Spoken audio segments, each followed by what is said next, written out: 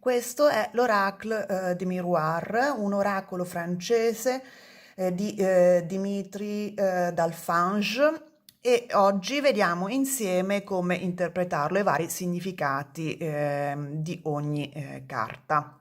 A dopo.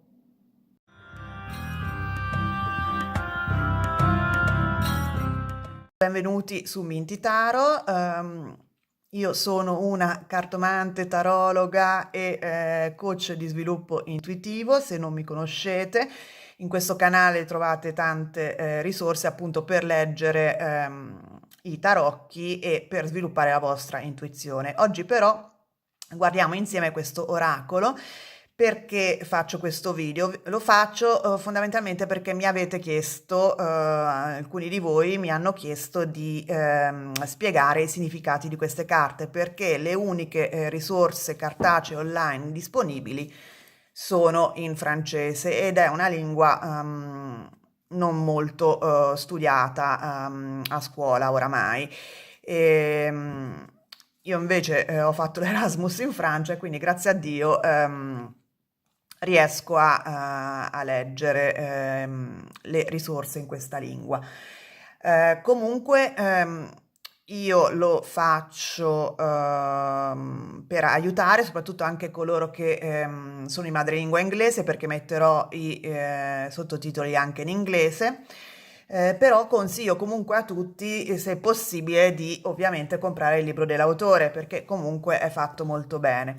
C'è un precedente video mio dove vi faccio vedere le carte una per una e vi mostro più o meno i contenuti di questo libro, che è scritto veramente bene in ogni settore. C'è la interpretazione per ogni carta, ci sono anche possibili suggerimenti per combinarle e un paio di stese per utilizzare queste carte. E quindi in caso, per approfondire ovviamente, perché qui ci sarà una carrellata veloce dei vari tipi di interpretazione per le carte, quindi se volete approfondire vi consiglio comunque di prendervi il libro dell'autore. Adesso iniziamo. Dunque, la prima carta è quello che si chiama il Miroir Magnétique, cioè lo specchio magnetico. Questa è una carta che l'autore usa come carta soggetto, quindi si può lasciare da parte sul tavolo con un testimone del consultante, che può essere una foto, il nome, cose di questo tipo, per connettersi energicamente a lui o a lei, oppure lasciarla nel mazzo e quindi se viene estratta si guardano le carte accanto per avere più informazioni sulla vita e sulla personalità del consultante. E l'altra carta che vi voglio mostrare è l'eredità. Ora io seguo diciamo l'ordine delle carte è quello che ho trovato sul libro, che sinceramente non ha granché logica, però ho pensato fosse comunque utile seguire quella del libro. Allora, questa è l'eredità e indica appunto tutto ciò che è relativo al passato, tutto ciò che ereditiamo anche dai nostri antenati, dalla nostra famiglia. Queste carte in generale, molte di esse hanno una funzione direzionale, cioè vanno lette molto in combinazione con le carte accanto e i disegni della carta danno degli indizi su come connettere le carte. In questo caso dobbiamo guardare, seguire lo sguardo del teschio secondo l'autore, quindi la carta a destra darà un po' indicazioni su dove si dirige quindi il futuro del consultante. Però io vi sprono, vi raccomando di sviluppare ancora di più questa possibilità di collegare le carte fra di loro, perché per esempio dove si trova la radice dell'albero potrebbe per esempio indicare cosa ereditiamo dai nostri antenati, cosa ereditiamo dalla nostra famiglia. Quindi sviluppate ancora di più, fate tesoro di questa possibilità, visto che le carte hanno dei disegni molto dinamici, cercate ancora di più di trovare delle combinazioni, dei modi di combinare le carte fra di loro. Poi abbiamo la fecondità, almeno così io la traduco, non so se è un termine corretto, comunque la traduzione da francese fécondité, che indica, insomma, si vede una donna incinta e questo è praticamente un periodo di gestazione di un qualsiasi progetto. Um, Indica anche quindi che c'è da aspettare perché questo progetto diventi concreto e seguendo lo sguardo del feto, del bambino, si può notare, si può avere un indizio su cosa sta ritardando, diciamo, l'origine di questo periodo di gestazione, cioè cosa sta ritardando la concretizzazione del nostro progetto. Questa invece è la nascita dopo appunto la fecondazione e vediamo che c'è un bambino e un cammino che parte da sinistra e va in alto. Quindi si parla di nuovi inizi, di nuovi orizzonti verso cui ci si muove, nuovi cammini, quindi anche partenza. E la carta a sinistra, da dove inizia il cammino, è appunto il nostro passato, comunque il motivo del cambiamento, il motivo della partenza, e la carta sopra ci dà degli indizi sulla destinazione, dove vanno appunto gli uccelli del disegno. Ovviamente queste sono carte che è meglio utilizzare in stese ampie, con più linee di carte, quindi non soltanto una linea orizzontale, bensì magari appunto con tre carte, con tre linee, una, due, tre, in modo che si possano collegare le carte anche con quelle sopra e con quelle sotto, non solo a destra e a sinistra. Poi abbiamo il bambino, questa è una carta che c'è la cicogna, ci sono i bambini che giocano, quindi parla in generale di socialità, di spensieratezza, di divertimento, di lavoro di gruppo, di stare bene insieme agli altri. E poi c'è la parola, mettiamola così, che fa vedere un gruppo di ragazze che parlano. E qui si parla di tutto ciò che è verbale, quindi può essere una discussione, una comunicazione verbale, anche gossip. Infatti c'è una ragazza che sta nascondendo delle cose che non vuole far sapere alle altre, vedete le mani davanti alla bocca, e quindi c'è un segreto da mantenere che l'autore dice può essere indicato dalla carta a sinistra perché è dove la ragazza guarda. Quindi la carta a sinistra potrebbe indicare che tipo di segreto va mantenuto. Poi abbiamo due carte soggetto, una che si chiama appunto per la donna, vestita così da strega e indica appunto il consultante se è una donna o una presenza femminile nella sua vita o comunque una caratteristica molto ricettiva, molto femminile, molto yin del consultante. E la controparte maschile è questa, l'uomo vestito un po' da cavaliere, col cavallo. E questo è appunto il consultante maschile se è un uomo oppure una persona importante di sesso maschile nella sua vita oppure una forza molto yang, molto attiva, molto estroversa, molto assertiva nella personalità del consultante. Poi abbiamo la casa, vedete con tutto l'interiore, questa è ovviamente la rappresentazione della casa, del nostro entourage, quindi dell'ambiente in cui ci muoviamo. Poi abbiamo la famiglia con questo albero genealogico e indica appunto il nostro clan, la nostra famiglia. Poi abbiamo la salute che indica appunto il benessere, o anche la rappresentazione di un medico, anche un esperto in generale che può aiutarci, un professionista, mettiamola così. Poi abbiamo il sogno, questa è una carta che indica appunto il nostro inconscio e possibili blocchi, quindi bisogna guardare le carte attorno per vedere dei blocchi che risiedono nel nostro inconscio, può indicare anche un sogno premonitore. Poi abbiamo il cambiamento, e questa è un po' tipo la ruota della fortuna nei tarocchi, che indica un cambiamento improvviso,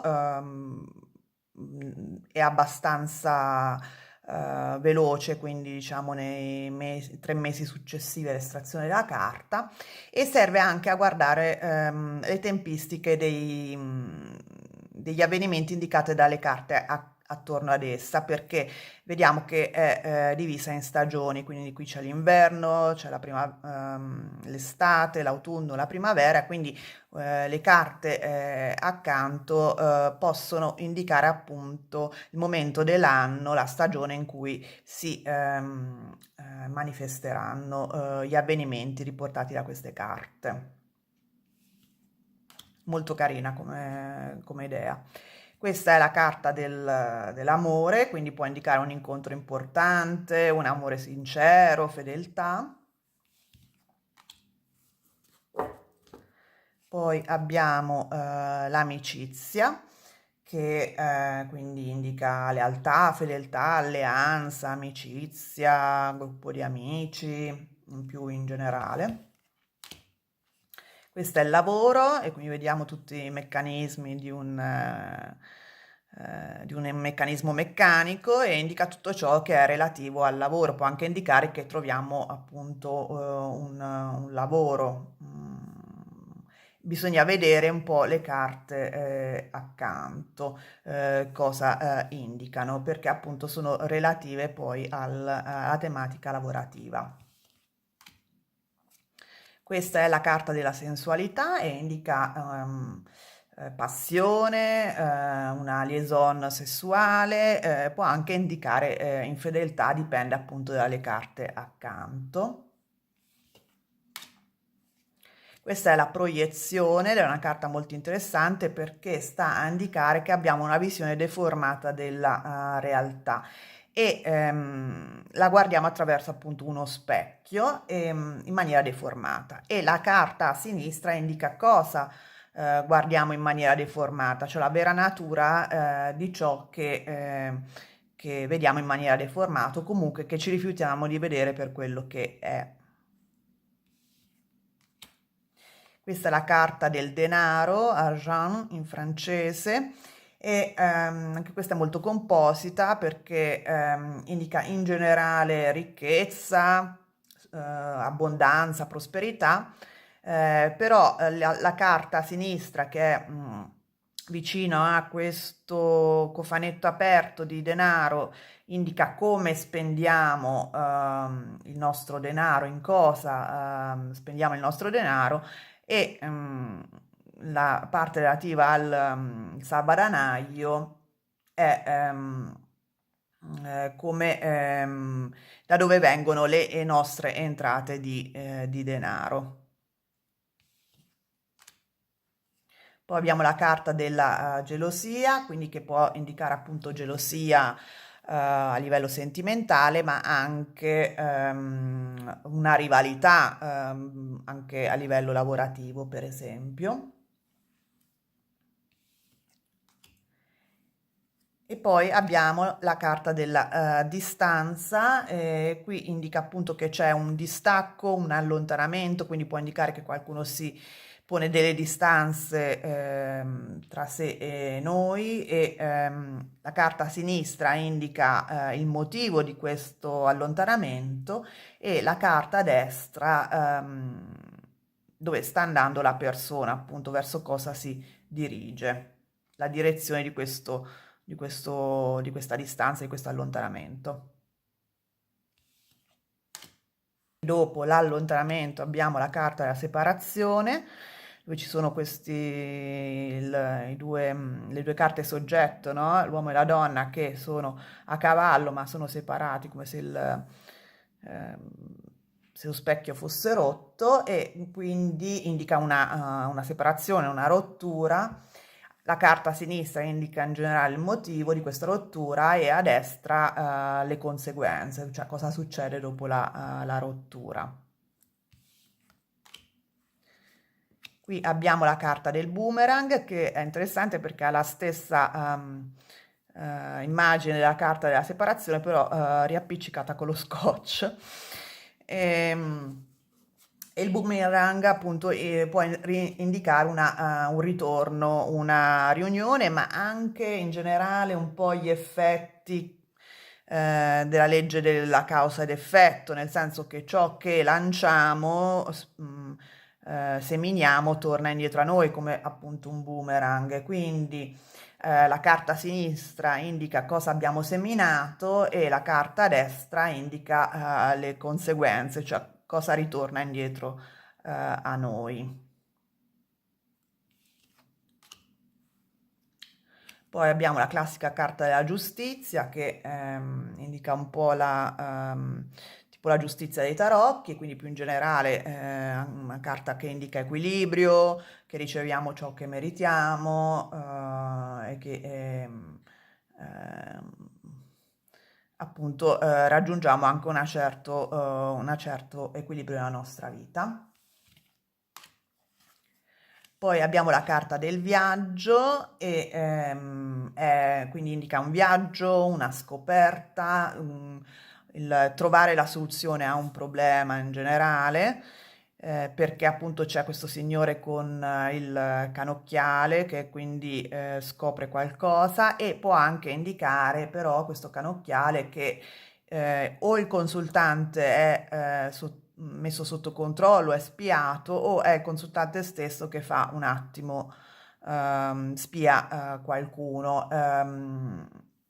A sinistra, nel caso, vediamo chi viene spiato, e a destra dove va il consultante, cioè la direzione del suo viaggio, la soluzione stessa del suo problema.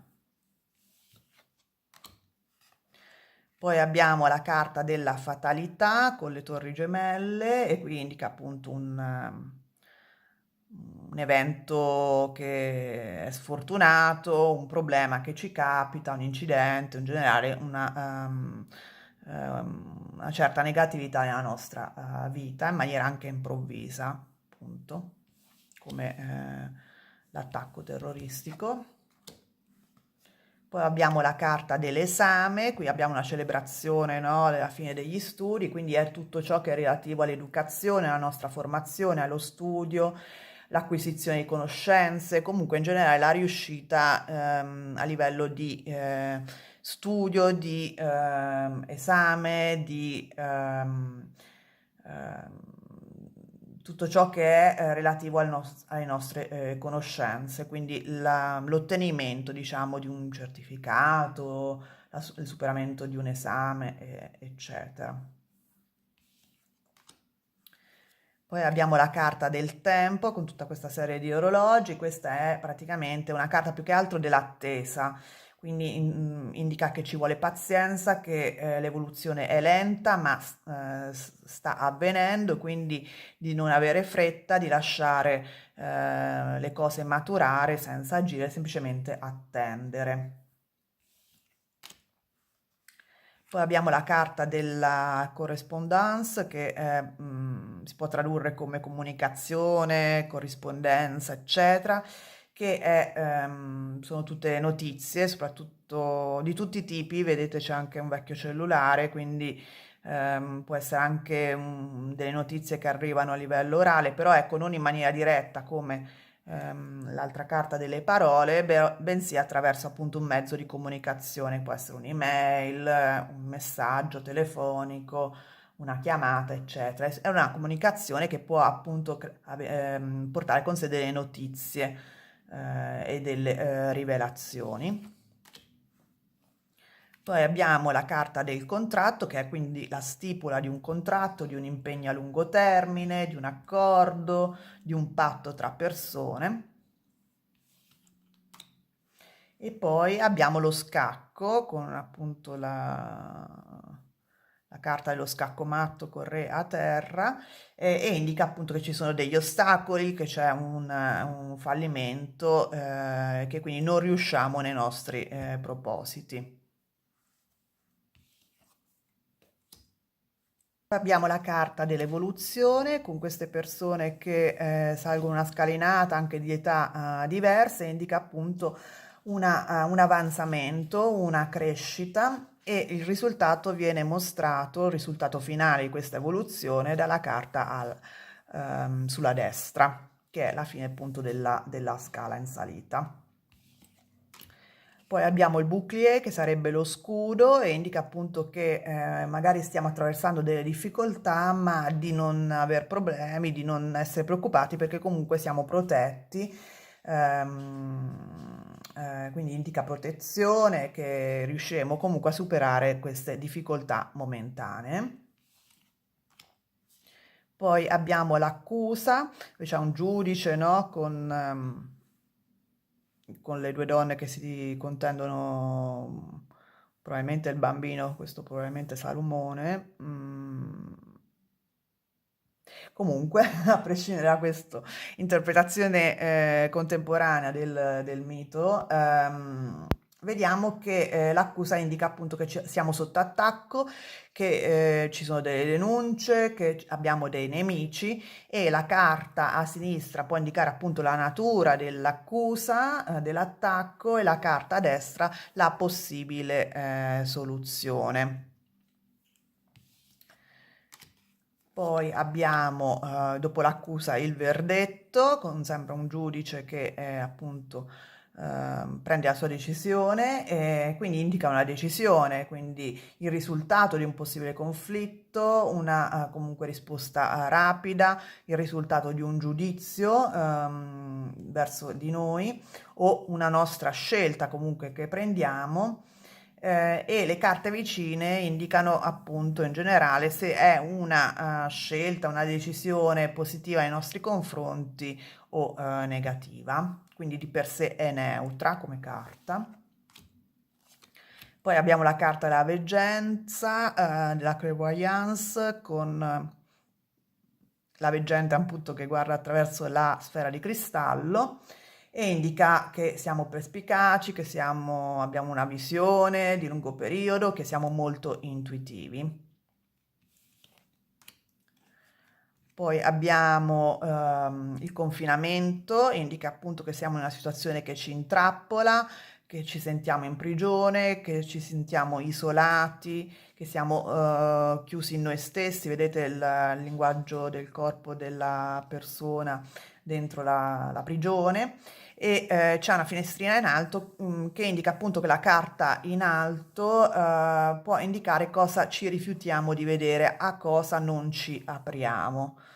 Quindi è molto interessante come carta. Poi abbiamo la carta estero, étranger, che indica appunto paese straniero, una nuova direzione, viaggi all'estero, nuova direzione da prendere. La carta a sinistra vicino alle mappe indica il piano che il consultante ha, cosa pianifica di fare, cosa pianifica, in che paese pianifica di andare o comunque quali sono i suoi piani e la carta a destra appunto la direzione finale.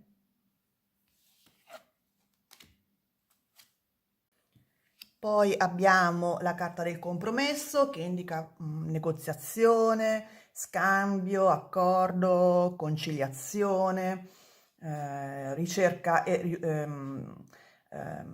ottenimento di un equilibrio, di un compromesso, appunto. La carta a sinistra indica l'oggetto di una conciliazione, di una negoziazione, e la carta a destra l'accordo finale trovato. Poi abbiamo la carta della vittoria che indica in generale riuscita, trionfo, e la carta a sinistra indica l'oggetto di questo trionfo, cioè in che campo, che progetto siamo riusciti a finalizzare. Poi abbiamo la carta dell'apertura dove c'è una chiave che apre o chiude una porta e in generale indica il fatto che noi siamo padroni del nostro destino, cioè che c'è comunque il libero arbitrio, che sta a noi risolvere un certo tipo di situazione.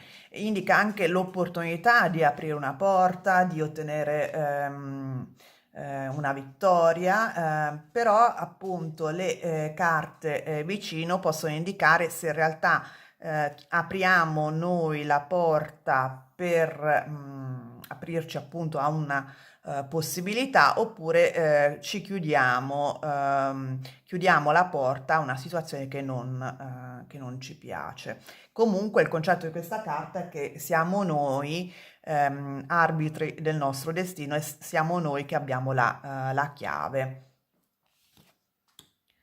Poi abbiamo l'instabilità, che è una carta che indica una situazione di precarietà, di incertezza, di disequilibrio, un periodo in cui siamo pieni di dubbi, e la carta a sinistra può indicare il passato, comunque un blocco che ci porta a questa situazione di instabilità, mentre la carta a destra il futuro e anche la possibile soluzione a questo periodo di instabilità. Poi abbiamo la carta del ritardo dove c'è questo signore che perde il treno e indica un blocco, un contrattempo, comunque un ritardo temporaneo, ecco, nel senso niente di tragico, niente di definitivo, perché magari ci sono altri treni che passano.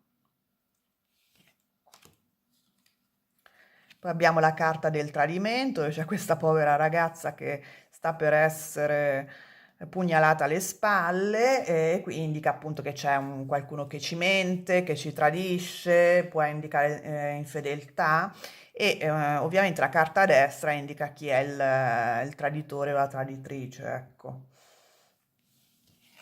Oppure il dominio, cioè in cosa dobbiamo stare attenti perché abbiamo magari dei nemici nascosti, in che ambito della nostra vita. Poi abbiamo la carta dell'incrocio, un po' come nelle carte delle Norman, dove appunto indica che siamo di fronte a una scelta che dobbiamo fare, che è inevitabile, una decisione da prendere. E a sinistra, dove ci sono queste nuvole, c'è la carta che indica i nostri conflitti interiori o comunque il nostro passato che ci ha portato a prendere questa decisione, mentre dove ci sono gli uccellini in cielo aperto, la carta a destra indica la scelta che faremo e quindi la direzione che prenderemo. Poi abbiamo la carta del ritorno che indica un ciclo che si ripete, che torniamo al punto di partenza e quindi questo può essere anche positivo magari perché indica la riconciliazione nel caso di una lite, il ritorno di un ex o comunque di una persona del passato, però può anche indicare appunto che non riusciamo a uscire da un ciclo di errori che si ripete. Poi abbiamo la carta della fortuna, la chance, quindi piccolo momento di fortuna, un aiuto provvidenziale e la carta a destra, dove c'è il pollice che esce, indica la natura dell'opportunità, dell'aiuto che riceviamo. Poi abbiamo la carta della gioia, dove c'è questa coppia che si sposa, per esempio, quindi indica in generale riuscita, celebrazione, festa, momento di felicità. Poi abbiamo la carta della riunione, del meeting, quindi indica una riunione, un incontro, una discussione. Qui c'è la tavola rotonda di Re Artù. E qui stiamo noi in questa sedia di fronte, quindi vuol dire che la carta sotto indica lo scopo della riunione, dell'incontro, della discussione. Poi abbiamo la carta della tranquillità con questo Buddha che indica che siamo in un periodo di pace interiore, di stabilità, dove non ci tocca assolutamente nulla. Poi abbiamo la carta del regalo che indica generosità, un regalo, una gratificazione che riceviamo. E poi c'è la carta della colpa, dove vediamo questa donna che viene, a cui delle persone puntano il dito per indicare un'accusa, eccetera. Quindi indica che il consultante si sente colpevole, si sente in colpa, è angosciato, può anche indicare una punizione, una situazione di insicurezza in cui si trova. E la carta a sinistra può indicare il motivo di questo stato e la carta a destra la situazione che si affronta, cioè le conseguenze di questo stato di colpa, di queste accuse. Poi abbiamo l'ultima carta che è lo specchio magico che indica una protezione divina, quindi è una carta estremamente positiva che annulla le conseguenze negative di altre carte accanto. Potete includerla nel mazzo o meno, non è necessario, fa un po' da jolly fondamentalmente. Come ho accennato prima, questo oracolo va letto in modo direzionale, cioè guardando la direzione dei vari disegni delle carte, un po' come le carte Kipper, e quindi si utilizza meglio se si fanno delle stese dove abbiamo più righe di carte. Quindi, per esempio, l'autore suggerisce di utilizzare 3 file da 3 carte, per esempio. Adesso qui le metto un po' sovrapposte perché non ho abbastanza spazio nella telecamera, però ci permette appunto di guardare come si toccano le varie carte, quindi anche la carta sopra e sotto. Per esempio, qui c'è la carta del cambiamento con le stagioni, vediamo che magari l'amore arriva in inverno, visto che tocca la parte della carta che è relativa all'inverno. E così via, per esempio il cadeau, cioè il regalo, ha le mani che partono dall'alto, quindi il regalo che riceviamo è una liaison di tipo sessuale, visto che questa è la carta sopra. Quindi cercate di utilizzare dei quadrati o dei rettangoli come stese con più linee di carte, perché permette di utilizzare questi giochi e di combinare le carte fra di loro in maniera più complessa rispetto a utilizzare semplicemente una linea di carte orizzontale. Questo è un mazzo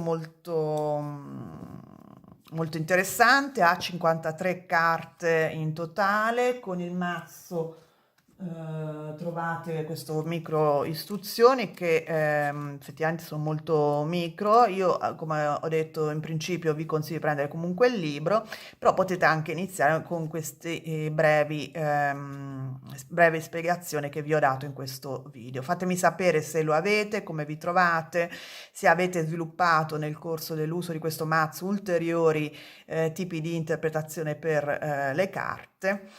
E se vi è piaciuto mettete il like, condividetelo con altre persone che vorrebbero comprare questo mazzo. Lo trovate in Amazon tranquillamente, e iscrivetevi al canale se siete interessati a questo tipo di video.